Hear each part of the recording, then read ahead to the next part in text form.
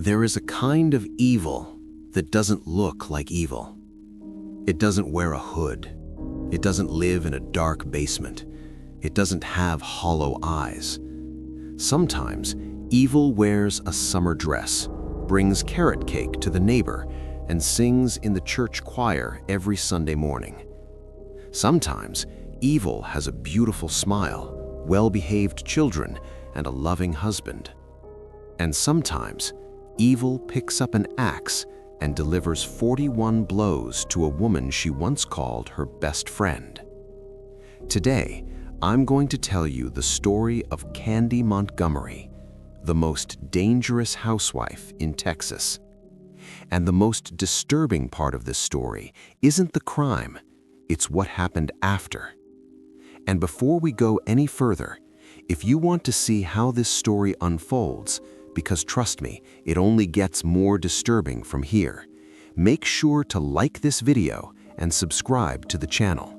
That way, you won't miss what really happened next. It was 1977, the small town of Wiley in Collin County, Texas. If you're not familiar with rural Texas in the 1970s, let me paint you a picture. Wide roads, endless skies, spacious homes with front yards, children riding their bikes down the street, and the Methodist church at the center of everything. That's where the community gathered, that's where couples met, and that's where secrets had to stay buried. In that town lived a seemingly perfect woman. Her name was Candace Wheeler Montgomery, but everyone called her Candy. She was in her early 30s with dark hair and an easy smile, the kind of person who made you feel special just by being around her. Outgoing, friendly, always ready to help. She wasn't the quiet type who disappeared after Sunday service. She organized lunches, invited neighbors over for dinner, and made sure no one ever felt left out. She was married to Pat Montgomery, a serious and kind electrical engineer. They had 2 children, a beautiful home, and a life that from the outside looked like something out of a perfect advertisement. But inside, Candy was dying of boredom. She wasn't unhappy in a dramatic way. There was no violence, no shouting. The problem was the opposite. Too much silence, too much routine, too much predictability. Years later, close friends would say that Candy openly admitted, casually, almost unsettlingly, that she wanted to have an affair. Not in whispers, not in shame. She said it like someone talking about buying a new car. I need something different. I need to feel something. And that's exactly what she went looking for. In the same community, in that same Methodist church, lived another couple, Alan and Betty Gore. Alan was also an engineer, the typical 1970s Texas man, hardworking, reserved, a man of few words. Betty was the opposite, intense, emotional, sometimes difficult.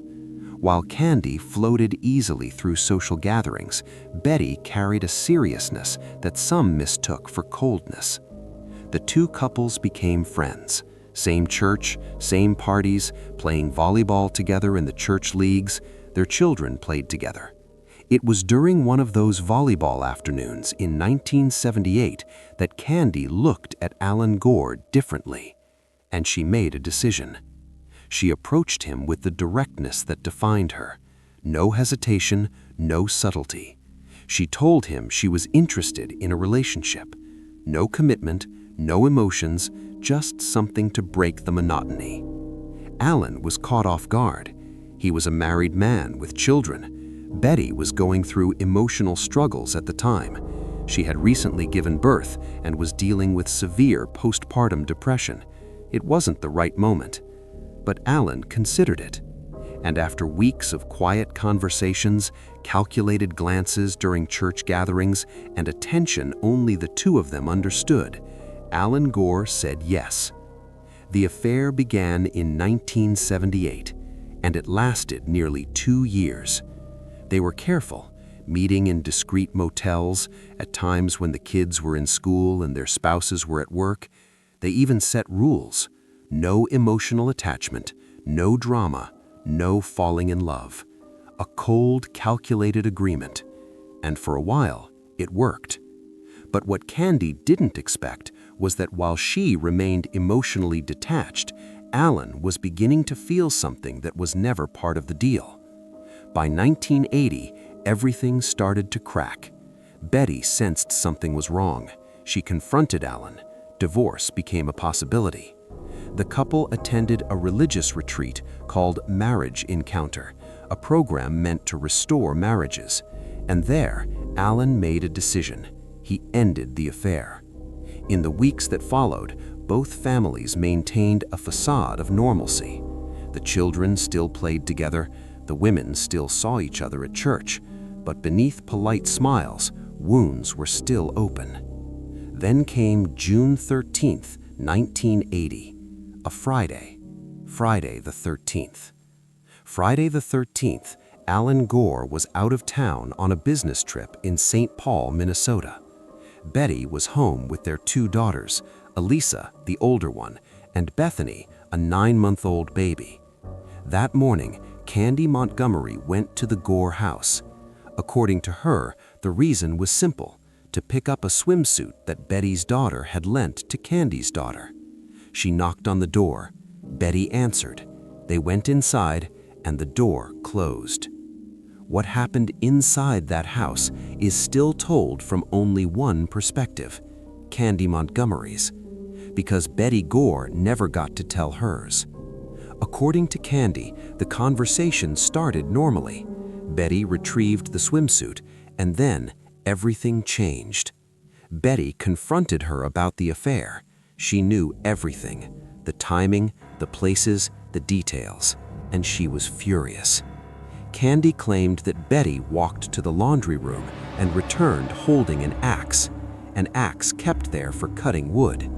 She said Betty threatened her, tried to attack her, and then, Candy said, she reacted. She grabbed the axe and began to strike 41 times. Investigators later said they had never seen anything like it.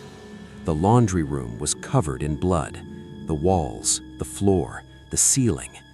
Betty Gore was 33 years old, and her baby, Bethany, was in the next room, 9 months old, crying, alone, not understanding what had happened to her mother.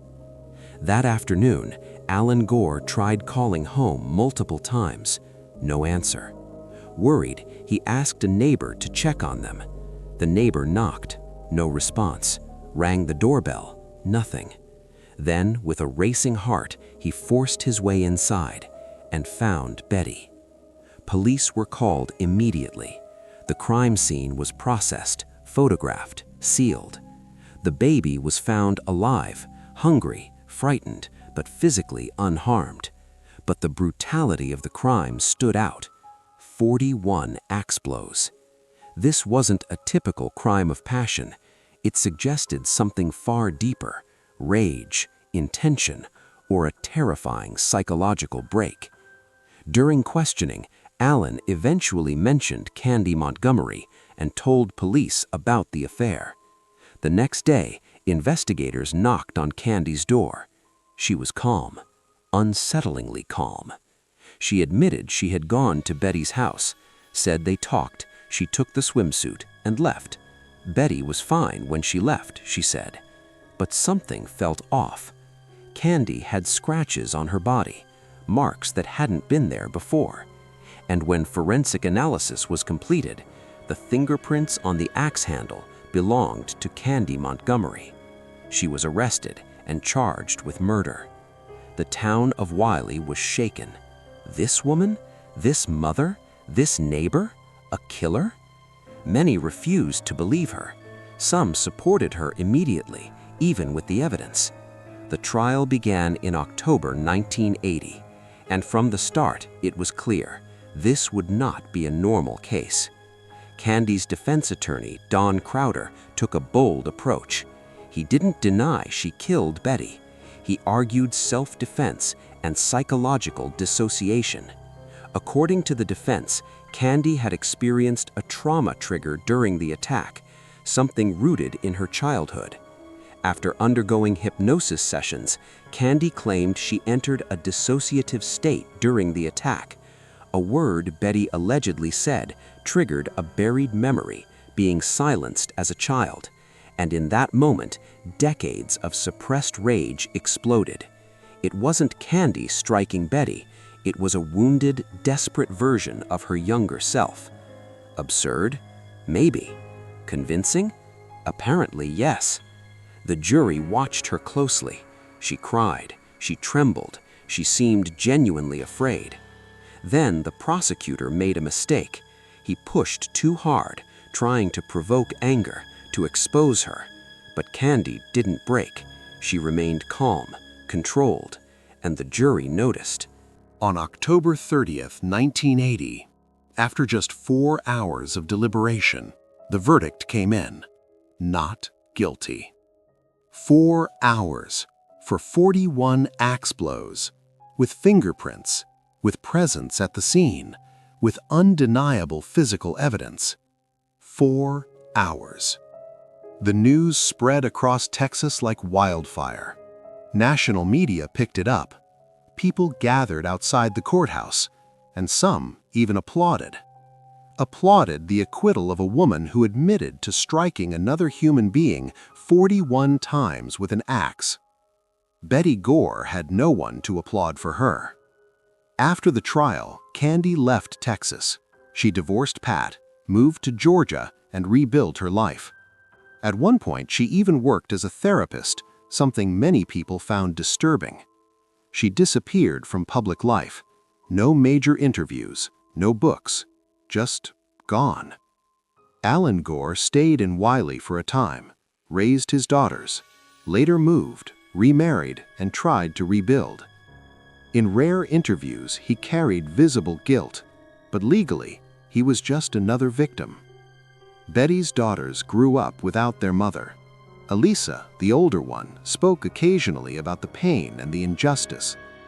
Bethany, the baby, grew up with no memory of that day, but not without its weight. And Betty Gore? She was left behind by a system that failed to convict her killer. She wasn't perfect. She was intense, complicated, but she was a woman, a mother, a human being with dreams, cut short on a Friday morning. She was 33 years old. This case is remembered not just for the crime, but for what it revealed about justice. Candy was white, attractive, articulate, well-dressed, religious, middle class. She looked like the perfect neighbor, and when she cried, people believed her. Betty was dead. She couldn't speak. She couldn't defend herself. She couldn't stand before the jury. And the defense's theory, trauma, dissociation, psychological triggers, was accepted without physical proof. So many questions remain. If Betty attacked first, why were there no defensive wounds on Candy? If Candy was in a dissociative state, how did she act with such control? 41 strikes, washing up, leaving calmly, driving home. No one knows. And maybe no one ever will. Candy Montgomery became a legend. Movies, series, retellings. Decades later, her story still fascinates, still disturbs. So let me leave you with this. If Candy was innocent, then what happened in that laundry room was a tragedy without villains. But if she wasn't, then the system failed in a way that can never be undone. And Betty Gore was left behind by the very world that should have protected her. The truth? It probably lives somewhere in the shadows, where rage, trauma, desire, and chance collide. Inside a laundry room in Texas, on a Friday morning. One woman was buried, another walked free, and decades later, we're still trying to understand what really happened behind that closed door.